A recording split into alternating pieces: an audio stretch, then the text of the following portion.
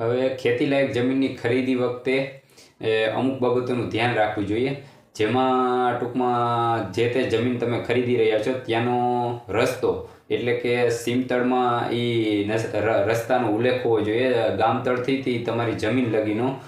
સીમનો નકશો કહેવાય, એ નકશાનો ઉલ્લેખ ટૂંકમાં સીમતળના મેપમાં હોવો જોઈએ. એ પ્રકારની જમીન ખરીદાય. અને જો કોઈ પણ પ્રકારે જો કોઈ કિસ્સામાં ભાયુભાગનો રસ્તો આવતો હોય તો ભાયુભાગના રસ્તાનો ઉલ્લેખ ટૂંકમાં સીમતળના મેપમાં નથી હોતો, તો ભાયુભાગના રસ્તામાં એનો અલગથી પોખો માર્ક કરીને એનું અલગથી ટૂંકમાં 7 નંબર નીકળતો હોવો જોઈએ કે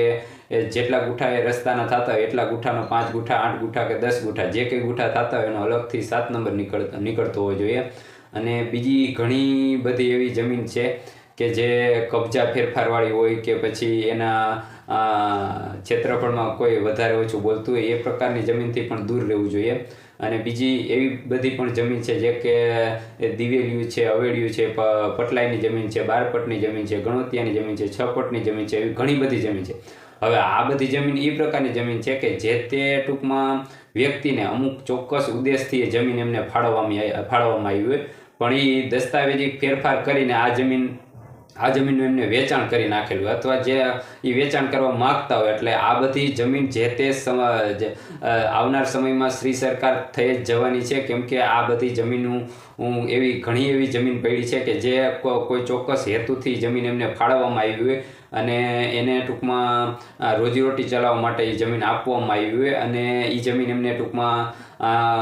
દસ્તાવેજી ફેરફાર કરીને એ જમીનનું એમને વેચાણ કરી નાખ્યું હોય, તો એ ટૂંકમાં ગેરકાયદેસર છે. અને 2016 પછી તો આ પ્રકારની જમીનોનું ટૂંકમાં દસ્તાવેજ થવો બહુ અઘરો છે, કેમ કે એમાં પણ 300% પેનલ્ટી આવી ગઈ છે. એટલે 2016 પછી તો આવી જમીનોના દસ્તાવેજ બહુ જ રેર કેસમાં કદાચ જોવા મળતા હોય ક્યાંક, પણ થતા નથી. એટલે આ બધી જમીન ટૂંકમાં એ પ્રકારની જમીન છે, કોઈ ધાર્મિક સંસ્થાને આપેલી હોય, કોઈ મંદિરના પૂજારીને આપેલી હોય કે પછી કોઈ ટ્રસ્ટને જમીન આપેલી હોય અને એ ચોક્કસ હેતુથી આપેલી હોય કે ટ્રસ્ટને જમીન આપેલી છે તો ત્યાં